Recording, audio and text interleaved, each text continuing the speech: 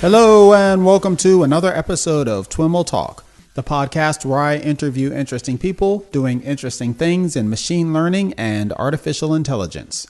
I'm your host, Sam Charrington.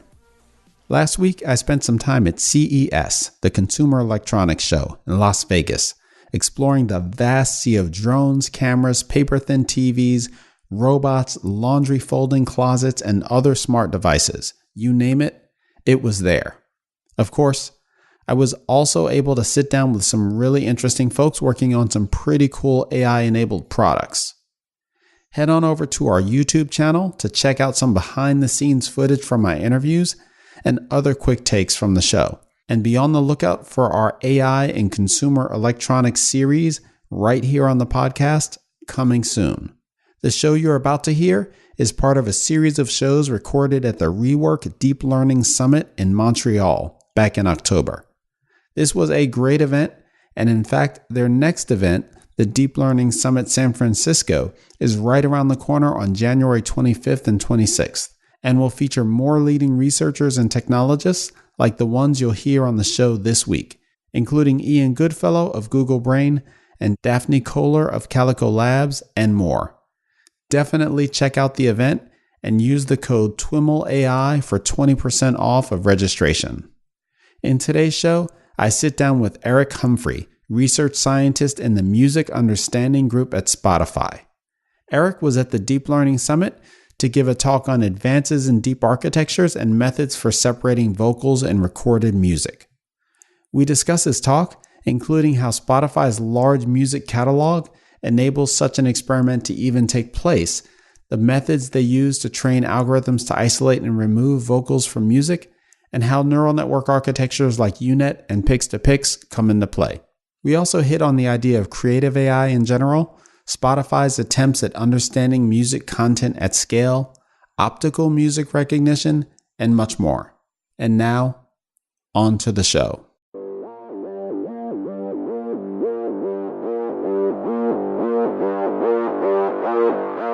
All right, Eric, so why don't you tell us a little bit about your background and how you got interested in machine learning and AI? Sure. I guess it all kind of started in high school. I always played music, and my dad was an engineer. And the compromise of that when I was going into college was electrical engineering. I really wanted to make guitar pedals. I wanted to learn about how amplifiers worked. And then that kind of got into more signal processing and algorithms, which led to a lot of parameter tuning by hand. Okay. If you want a delay pedal, you have all these different knobs and whatnot. And I started doing some more stuff around beat tracking and tempo tracking for running to music. And it was like I spent so much time designing these algorithms by hand. It's like a lot of the tradition for a lot of digital signal processing things. And that was right around the time that machine learning really started to pick up. And it's like collecting data for these things and then training an algorithm, it just simplified the process so much. I was like, well, this is a no-brainer. I can have the system that I want to do all these cool things, but leveraging these kind of like elegant data-driven solutions that freed me up to go running and play music and do all these other things and just, have these systems work. And this is all while you were in school? Yeah. So I did a master's down at the University of Miami in the really great music tech program down there and got to do a little bit more with running and music and worked with the music therapy department and then parlayed that into a PhD at New York University. Okay. Where I got to work with Juan Pablo Bello and Jan LeCun a little bit. Oh, wow. Which really kind of pivoted it even further. Okay. So that was really when I took a pretty formational machine learning class with Jan my first semester at NYU. Nice. And kind of put me off on the path. That's the way to get started, huh? Yeah. It was pretty serendipitous. I didn't fully appreciate what I was getting myself into at the time. It was right around 2009, 2010. But for me, it was always much more about computer visions, doing a lot of things with images and audio. It had some stuff around speech recognition, but music was always kind of, lagging behind. Yeah. So for me, I always wanted to say, to we, similar to computer vision or ASR, recognize chords in music. I'm a guitarist. Can you show me how to play this song automatically? Right. Can you show me where the beats, the bars, the chords are? Can I have a playlist of just choruses, these kinds of things? Nice. So when you really start to think about the opportunities around music, leveraging things like deep learning and machine learning, you can, the imagination can run wild, the kinds of things you can do with that. Awesome. So tell us a little bit about what you're up to nowadays at Spotify. Sure. Did you go to Spotify right after grad school? No, I spent some time at a small music ed tech startup that was trying to do things around optical music recognition. So in the same way that you could do document scanning, one of the core pieces of technology that we were working on was if you took a picture of a sheet of music, could you turn it into MIDI so that, say, kids could learn how to play any piece of music at their disposal, and then be able to, on the longer arc, give them feedback about how they're doing and kind of taking it from there. That seems like that should be fairly straightforward. So you'd think that. One of the really, really interesting things about music in all of its forms, and I'll mention this tomorrow, is that it's so fundamentally intelligent that, when you have even just a piece of music for a single voice, monophonic instrument, you don't have polyphony or these other things. You actually have, instead of OCR for being generally one-dimensional, it's linear, and it'll span a vertical axis. But music, you actually have a two-dimensional grid that moves linearly with these really complicated links backward and forward. So if you have DSL-seños or codas or repetitions or multiple endings, it turns into death by a million paper cuts. Because one of the things you'll find is triplets will be notated in the first measure and then none after, because it's cheaper that way to not print these additional threes on all these things. But any musician would kind of know any that they're intelligent there. musician would know that was there. Got it. Or you'll run into these other really interesting common cases. They aren't even edge cases, where for children's music, they won't notate rests because they're trying to simplify the musical surface. Okay. So it's in 4, but you'll have these 2 notes here and then those 2 notes in the upper staff. And a machine is like, I guess they're the same. So having all of these, and then it doesn't have a ton of data for supervised training. Right. And it creates this really, really interesting, challenging, but fundamentally intelligent problem. Interesting. Yeah. It's one of those things that, to crack from a very human interest level, there's a ton of music that just hasn't been brought into the 21st century yet. Everything that was notated from Gregorian chants all the way up to kind of now where we've started to shift away from notated music to more recorded music or digital audio workstations, Ableton style project files, where there isn't really an artifact of the music except the recording. There's all this older stuff that could be brought into the future for creative purposes, musicology, and kind of more anthropological consideration. Okay. Interesting. So I did an interview with Doug Eck at Google Brain, Project Magenta, and he had an interesting presentation at another conference a few months ago that talked about even the step beyond what you're just describing. Like once you have the sheet music or you can describe the music to the computer accurately, how do you then get it to play expressively? And they've been doing some interesting things there. I don't know if you're familiar with it, but it's interesting stuff. Yeah. I mean, expressivity and music creation and composition, it's so interesting to really dig into because I think it cuts to the core of humanity. There's been so much amazing work around game playing and AI recently, AlphaGo, Atari, but you have these well-defined objective functions, make the score high, win the game, do that. So you have these extrinsic motivators that fit pretty well into a reinforcement learning formulation. Right. But music, the most interesting things are internal, they're intrinsic. Yeah. It's the novelty and the surprise of, I didn't see that chord coming. When you're sitting in your room when Hendrix was really just digging in, just sinking his teeth in deep to a solo, it was for him. This was his heart. And you could think about having these feedback loops for listens on Spotify or revenue generated, but these aren't really what cuts to the heart of creativity and expression.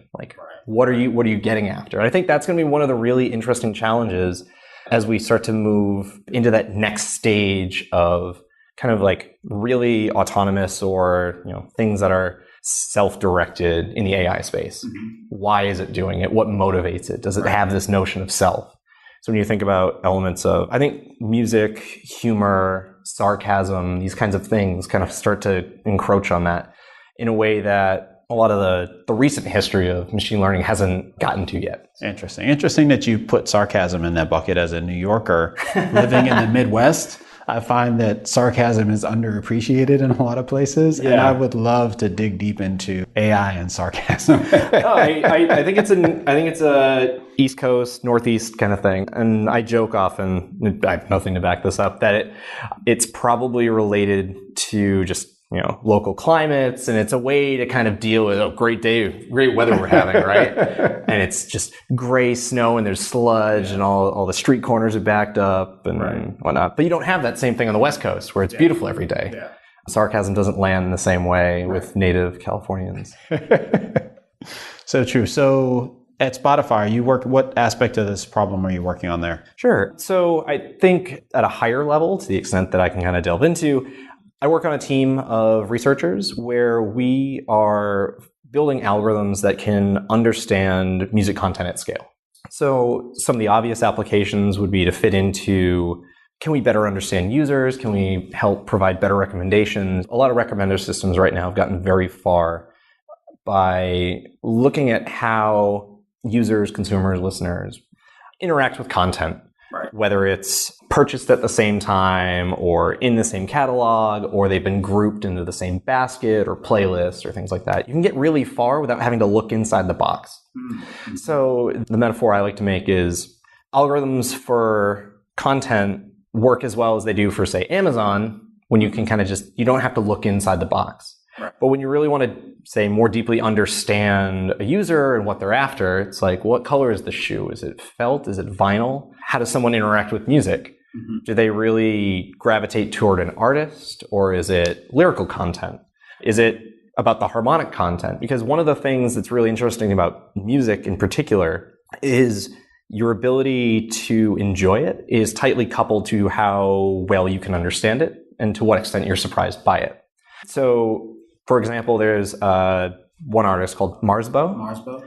And for the untrained listener, it's going to sound a little bit like noise art. Okay. But if you go to a Marsbo concert, there will be people that are just totally rocking out and they're in it and they get it because they have a model and an understanding for what's going on. Yeah. So you can use how people interact with content as a proxy for what they understand and what they can relate to. How explicit is that understanding for them, though? A lot of people can't.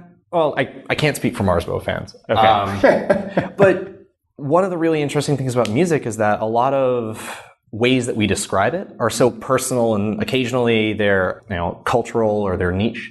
Right. So you'll find that in certain subgenres, certain words are used certain ways. Right. And you'll see things pop up. Oh, this playlist is on fleek. And It's like, you'll find that some of the language and the semantics, they're coarse intermediaries to describe the thing that you actually mean. You're like, I love the part of this song where it really just makes my heart pump. And you're like, well, what is it? I have no idea. I have no language to describe these things, which makes education and visualization and interaction with the content a really interesting area for some of this content understanding at scale. Spotify, why do I like this song? Yeah. Are there other songs out there that you don't know about that would make you have such a strong physiological reaction in a similar way? Am I going to be able to ask Spotify that? Why do I like this song? Wouldn't that be a great question to have answered? That would be awesome. Yeah. I mean, especially because as I hear you describe this, I am not a music connoisseur by any stretch of the imagination, but it resonates for me that a lot of that is not really having, I guess when we talked about understanding, right, there's, the impact that music has on you and kind of its ability to move you. And then your ability to understand it moving you and how and why and when. And then the next level is like your ability to articulate all that. And I feel like, for me, if I was able to maybe come at it from the back and be able to articulate and understand kind of these things at a conceptual level, that might help me to connect to other types of music. And it would be really cool if I could ask, if Spotify could basically teach me this.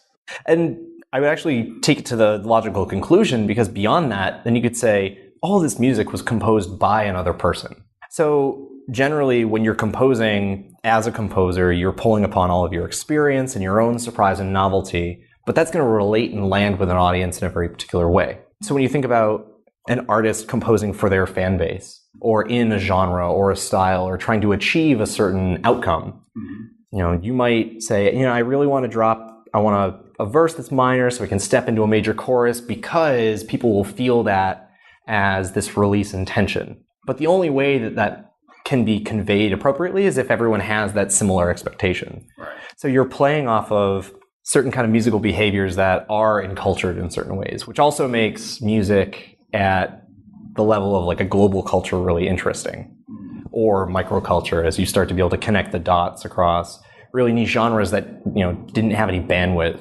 in more of a mainstream music era. And are you a musician personally? Do you play, what do you play? I play everything I can get my hands on. Okay. I grew up playing saxophone for about a decade, switched over to guitar, and then guitar into voice, and I've been learning drums for the last couple of years. And any way that I can kind of express myself with sound is a good time. And when you're expressing yourself with sound, do you think about it in the way that you previously described? Like, I'm going to try and hit this chorus, and I can't even, my ability with the words is so poor, I can't even repeat what you just said. But I get at least the impression that I have from, you know, popular media, TV, whatever, is that, you know, they just go into a room and then music comes out, and not like, oh, I'm going to nail them with this crescendo right here. I think everyone's process is different. And I mean, as my PhD was in a music program, so I had to take some graduate level theory courses, which actually gave me not a perfect vocabulary for it, but a better understanding of the things that I had developed an intuitive feel for. And I don't think about it that way in the moment. When I'm playing music, I'm very much in it.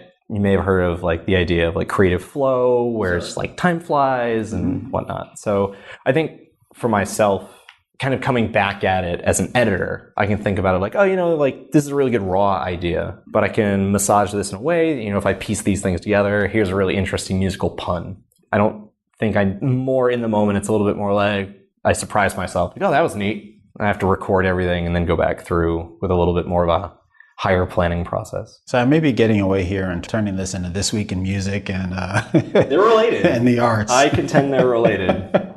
But you're speaking here at the conference. What's your talk on? So I'm talking about one project that we've recently published out of our newly minted music understanding group at Spotify around primarily singer vocal separation from recorded music. I lovingly refer to it, hat tip to a colleague from Miami, but it's unbaking the cake in a way. So in recorded music, you have these... So this is basically a cappella from any song, any track? Or instrumental from any song. So you could isolate the vocalist, you could remove the vocalist. It's a little bit of like the audio processing wizardry that, you know, if you looked at computer vision, there have been some amazing, really interesting things with style transfer or texture mapping. So we took some recent advances with the Pix2Pix and the U-Net architecture and have adapted that to music processing. But the thing that really kind of made it work for us is that, you know, we have this really large music catalog. And one of the big bottlenecks for source separation for a long time has been data. And we were brainstorming one day, and it's like, you know, deep learning is great when you have data for training. And you have two options when it comes to data. You can curate it, or you can get clever and try to harvest it. And a lot of computer vision stuff has gotten really far by using text around images and leveraging these other kind of serendipitous signals that occur as a byproduct of other kinds of things. Spotify did a similar thing with playlisting. So one of those signals we were able to harvest is that instrumental versions actually occur with a non-negligible frequency. So if you have, say, a web scale music collection, you can actually end up with about a month or two's worth of straight audio for training these kinds of algorithms. So we were able to do some... What does that work out to on a percentage basis? Like what percentage of your catalog has instrumental versions? A very small portion. I probably couldn't give you a number either from memory or other reasons. But it's small, but when you have a large enough catalog, it becomes sufficient. So we end up with a couple months of audio, and we're able to train these algorithms to both isolate and remove vocals from a mix. So we nudged the state of the art a little bit versus some other models that have been published. Well, let's jump into that. So you mentioned Pix2Pix and another one, U-Net. Yeah, so the U-Net architecture preceded the Pix2Pix work. So tell us about those two. Sure. So the U-Net architecture, actually taking a step back, one of the ways that a lot of, you can generally call it signal processing in machine learning, has worked for a while is the idea that if you could have some kind of compressing autoencoder, reducing the dimensionality, you'll preserve the attributes that are most important. You can back it out. And then by minimizing some loss over the reconstruction, then you can start doing some interesting things, fiddling with your intermediary representations. But what ends up happening is, especially for audio, a lot of the high frequency detail in the outputs is just lost. So it works pretty well for general shapes, but sharp edges, these kinds of things fall away in these autoencoder and butterfly style architectures. Okay. The U-Net takes this butterfly style architecture, folds it over into a V or a U, however you want. And butterfly, like, is the visual. You got this wide input, you're kind of compressing down the dimensionality and you're fanning it back out. Exactly. Yeah, like a bow tie. But if you were to take the butterfly or the bow tie and fold the wings on itself, what you can do is you can take this is a convolutional architecture. You can take the feature maps from the forward path and concatenate them with the feature maps from the reverse path or the inverse path.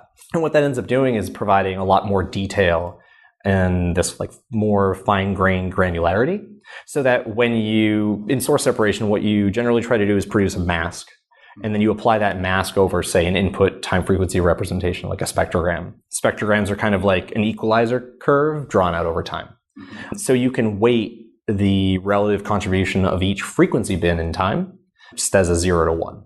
So we use this U-Net architecture to produce a mask over the input representation. Let's back up a second. Sure. Because I'm losing, what does it mean to what does it mean to take the feature map and circle it back on itself? Sure. I think that's the way you said it. So generally in a convolutional architecture, you'll have a bank of kernels. You'll take each kernel and you'll convolve it with an input representation, and you'll get out generally like a 3-dimensional tensor of feature maps. So if your input is 2D, you'll have k kernels by x by y. And on the inverse path, you're also producing these feature map tensors. So with the corresponding layer and the inverse path, you can concatenate the input feature maps with the reverse feature maps along that kth dimension, which becomes then an input you can convolve another kernel matrix with, or kernel tensor, I guess. So it's kind of like you have your forward path features and your inverse path features being processed at the same time. So it allows the kind of like the composition of parts intuition for a deep architecture. That information is propagating all the way to what is effectively this higher level representation of the network, while preserving some of that fine-grained detail on the way back. And what we find is that the masks that are produced by this architecture do have a lot more detail in what they're able to pinpoint in terms of the frequencies. So it's able to really dial in the components that are contributing to, say, singing voice. So the way this works is you can train one of these U-Net architectures for pinpointing the voice, or you can train a separate one for isolating the voice. If you had different data, you could imagine doing something similar for, say, drums or other source-specific architectures. When you're training to pinpoint the voice, are you using like an a cappella version as your training data, or are you still using your instrumental and somehow like inverting it or something like that? That's a great question. For the work that we published and we'll be presenting at the Izmir conference in Suzhou, China in the near future, what we actually did was there are far more instrumental versions than a cappella versions. So we kind of estimate what the vocals would be by looking at the positive difference between a full mix and then the corresponding instrumental. So it's kind of like a proxy for what the voice would be. Yeah. Which is not surprising why we get much better vocal removal results, because we're training on the actual instrumental spectra than the vocal, which is estimated. But it's a really interesting point for future work to say, what other kinds of content do we have at our disposal that we can kind of fold in to this kind of work. So we've got some really encouraging results. I've got some demos that I'll be sharing a little bit later. I imagine they'll be out on the internet in not too long. And so what else? Are there any other things that you talked about during your talk, or that you're planning to talk about during your talk you haven't talked yet? I guess the only other thing I would mention is, being that we're at a really pivotal time for a lot of machine learning and artificial intelligence research, as we really start to frame this conversation. It's been an interest of mine for a while now, that, like what we discussed earlier, this idea of creative AI. And I do want to take the time tomorrow to just have that shameless plug. Music is a really, really interesting domain. It doesn't necessarily have the same societal impacts that autonomous vehicles could have in terms of saving lives. But in a lot of ways, music does have that human power in much more of a emotional and kind of cultural way. So as we start to think about like what other ways do we want to tackle artificial intelligence? Like, can we really study music without inherently studying humanity and kind of the intelligence that we've been endowed with? And one of the questions that comes up for me in this conversation is a little bit out of left field, but what in your view is the kind of open source as a concept has like swept over a bunch of different industries and areas of human activity, right? Is there an open source? What is the open source for music? And the thought that preceded that was it'd be kind of interesting if in some period of time a musician delivered not this like one final thing, but there was like almost like a project file for your digital workstation that had, you can pull out the drums if you wanted to, you could isolate all different kinds of things because it followed some kind of open source ideology or something like that. Is there an analog like that for music, or what's the closest we get? I think that's a really, really fascinating idea. And, I have to smile a little bit when you say, what's the analog to that? In a lot of ways, playing music together is that analog. For a while, ever since there was music publishing or sound recording, it's been really interesting what sampling, remixing, reuse means for music. Because everything that you compose, create, and share is an amalgamation of all your prior experiences. So there's a little bit of inherent open sourceness to music from that perspective. Exactly. Larry Lessig wrote a really great book called Remix that touches on a lot of these interesting things, both from a legal but also a philosophical and kind of cultural perspective.